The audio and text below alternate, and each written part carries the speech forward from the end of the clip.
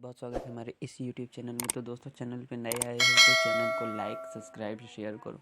इसके साथ ही bell icon का बटन दबा दीजिए ताकि आपको रेगुलर नोटिफिकेशन मिल सके। तो आज हम लोग बहुत ही इंटरेस्टिंग और बहुत ही इंपॉर्टेंट चैप्टर के बारे में आज हम लोग पढ़ेंगे। जन आंदोलन का उदय। टू द प्रोग्राम में जन आंदोलन का उदय के बारे में हम लोग जानेंगे।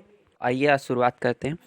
जो आंदोलन किसी राजनीतिक दल के सहयोग द्वारा किए जाते हैं उन्हें दल आधारित आंदोलन कहते हैं, जिसे आंध्र प्रदेश में किसानों द्वारा, तेलंगाना आंदोलन, कम्युनिस्ट पार्टी तिभागा आंदोलन, नक्सलवादी आंदोलन। जो आंदोलन स्वयंसेवी संगठनों, स्थानीय लोगों, छात्रों द्वारा किसी समस्या से पीड़ित होने के कारण शुरू किए जाते हैं उन्हें राजनीतिक दलों से स्वतंत्र जन आंदोलन कहते हैं, जैसे दलित पैंथर्स, ताड़ी विरोधी आंदोलन। इसी के संबंधित चिपको आंदोलन, पर्यावरण आंदोलन। 1973 में उत्तराखंड में शुरू वन विभाग में खेती बाड़ी के औजारों बनाने के लिए पेड़ों अंगों की कटाई से इनकार किया, जबकि खेल सामग्री के विनिर्माता को व्यावसायिक इस्तेमाल के लिए जमीन का आवंटन। महिलाओं व समस्त ग्रामवासियों द्वारा पेड़ों की कटाई का विरोध। महिलाएं पेड़ों की कटाई के विरोध में पेड़ों से चिपक गई और मांगे की। स्थानीय लोगों का जल, जंगल, जमीन जैसे प्राकृतिक संसाधनों पर कारगर नियंत्रण। सरकार लघु उद्योगों के लिए कम कीमत पर सामग्री उपलब्ध कराए। क्षेत्र की परिस्थिति संतुलन को नुकसान पहुंचाने बिना विकास सुनिश्चित करे। महिलाओं ने शराबखोरी की लत के खिलाफ भी आवाज उठाई। परिणाम जो कि ये हुआ, सरकार ने 15 सालों के लिए हिमालयी क्षेत्र में पेड़ों की कटाई पर रोक लगा दी। प्रमुख नेता सुंदर लाल बहुगुणा बाद के वर्षों में देश के विभिन्न भागों में उठे जन आंदोलन का प्रतीक महिलाओं को उनके अधिकार के प्रति जागरूक किया। दलित पैंथर्स आंदोलन। दलित समुदाय की पीड़ा व आक्रोश की अभिव्यक्ति। महाराष्ट्र में 1972 में शिक्षित दलित युवाओं ने दलित पैंथर्स नामक संगठन बना कर दी। मांगे जाति आधारित असमानता तथा भौतिक संसाधनों के मामले में अपने साथ हो रहे अन्याय के खिलाफ लड़ना। आरक्षण के कानून व सामाजिक न्याय की नीतियों के कारगर क्रियान्वयन की मांग। दलित महिलाओं के साथ हो रहे दुर्व्यवहार का विरोध। भूमिहीन किसानों, मजदूरों व सारे वंचित वर्ग को उनके अधिकार दिलवाना। दलितों में शिक्षा का प्रसार। दलित पैंथर की गतिविधियां। अनेकों साहित्यिक रचनाएं लिखी, रचनात्मक व सृजनात्मक ढंग से अपनी लड़ाई लड़ी। दलित युवकों ने आगे बढ़कर अत्याचार का विरोध किया। परिणाम, सरकार ने 1989 में कानून बनाकर दलितों पर अत्याचार करने वालों के लिए कठोर दंड का प्रावधान किया। दलित पैंथर्स के सामाजिक पतन के बाद बाम से backward and minority classes employ federation BMMCEF का निर्माण। भारतीय किसान यूनियन BKU 1988 में जनवरी में उत्तर प्रदेश के मेरठ में BKU सदस्य किसानों से ने धरना किया। महेंद्र सिंह टिकैत के नेतृत्व में। मांगे, बिजली की दर में की गई बढ़ोतरी का विरोध। गन्ने व गेहूं के सरकारी मूल्यों में बढ़ोतरी की मांग। कृषि उत्पादों के अंतर्राज्यीय व्यापार पर लगे प्रतिबंधों को हटाने की मांग। निर्बाध विद्युत आपूर्ति की सुनिश्चितता। किसानों के लिए पेंशन का प्रावधान। किसानों ने के बकाया कर्ज माफ। कार्यवाही शैली गतिविधियां। धरना से रैली, प्रदर्शन, जेल भरो आदि कार्रवाइयों ने सरकार पर दबाव बनाया। विशेषतः BKU ने किसानों की लामबंदी के लिए जातिगत जुड़ाव का इस्तेमाल किया। अपनी संख्या के दम पर राजनीति में एक दबाव समूह की भांति सक्रिय किया। आंदोलन की सफलता के पीछे इसके सदस्यों की राजनीतिक में मोल भाव की क्षमता थी, क्योंकि वे नकदी फसल चाहते थे। अपने क्षेत्र के चुनावी राजनीति में इसके सदस्यों का सुख था। महाराष्ट्र का शेतकारी संगठन व कर्नाटक का रैयतकारी संगठन किसान संगठनों के जीवंत उदाहरण है। ताड़ी विरोधी आंदोलन। शराब विरोधी आंदोलन की शुरुआत आंध्र प्रदेश के नेल्लोर जिले के दुम्बरगंटा गांव से में हुआ। दुबरगटा लगभग 5,000 गांवों की महिलाओं ने आंदोलन में भाग लिया। नेल्लोर जिले में ताड़ी की बिक्री की नीलामी 17 बार रद्द हुई। ताड़ी की बिक्री बंद करो का नारा लगाया।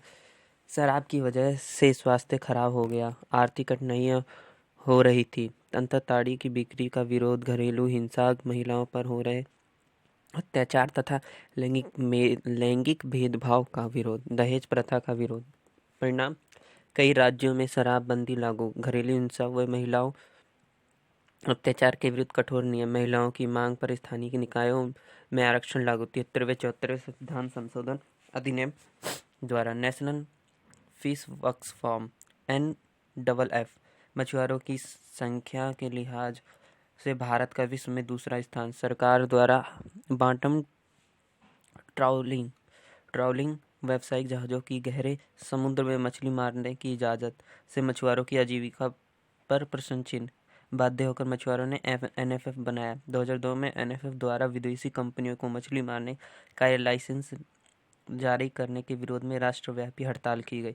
परिस्थितियों की रक्षा में मछुआरों के जीवन को बचाने के लिए अनेक कानूनी लड़ाई गई। विश्व में समधर्मा संगठनों में हाथ मिलाया। नर्मदा बचाओ आंदोलन, नर्मदा घाटी विकास परियोजना के मध्य प्रदेश, गुजरात व महाराष्ट्र से गुजरने वाली नर्मदा व सहायक नदियों पर 30 बड़े 135 मंझोले तथा 300 छोटे बांध बनाने का प्रस्ताव।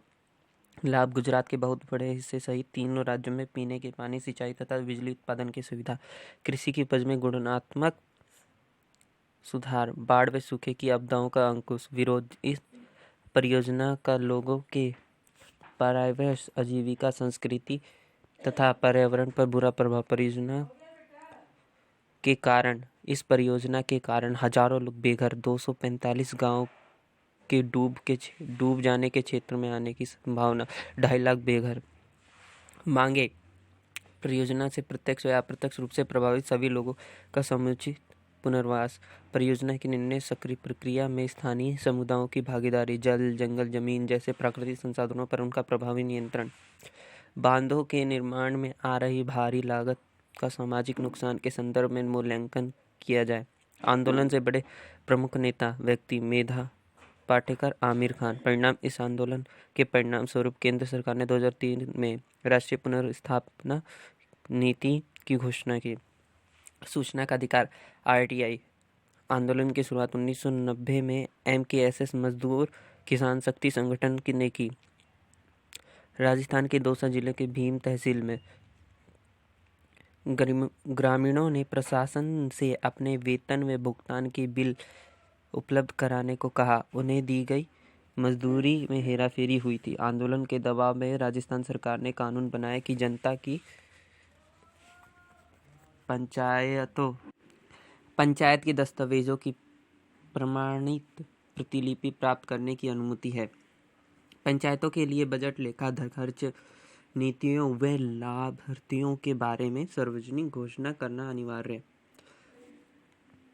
1996 में MKSS ने दिल्ली में सूचना के अधिकार को लेकर राष्ट्रीय समिति का गठन किया। 2004 में सूचना के अधिकार के विधेयक को सदन में रखा गया। 2004 में सूचना के अधिकार के विधेयक को सदन में रखा गया। जून 2005 में विधेयक को राष्ट्रपति की मंजूरी मिली। मंडल आयोग की रिपोर्ट का क्रियान्वयन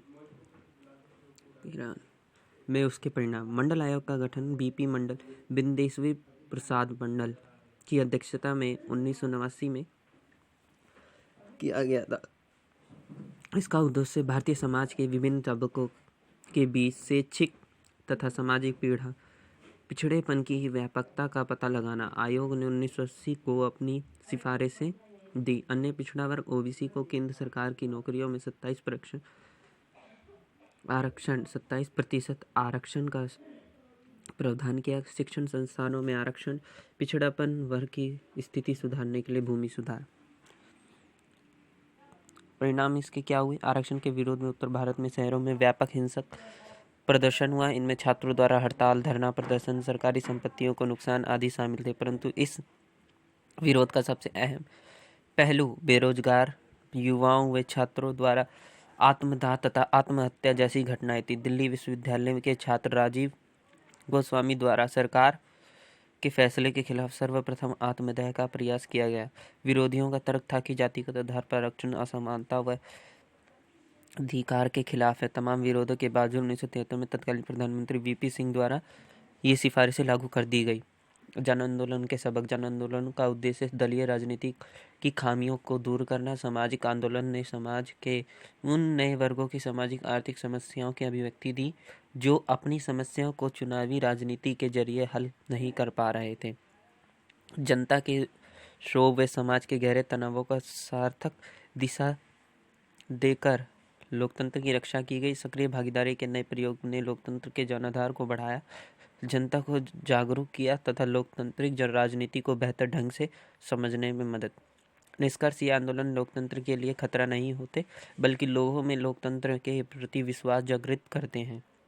इनका उद्देश्य दलीय राजनीति की खामियां को दूर करना होता है। अंततः इन्हें समस्या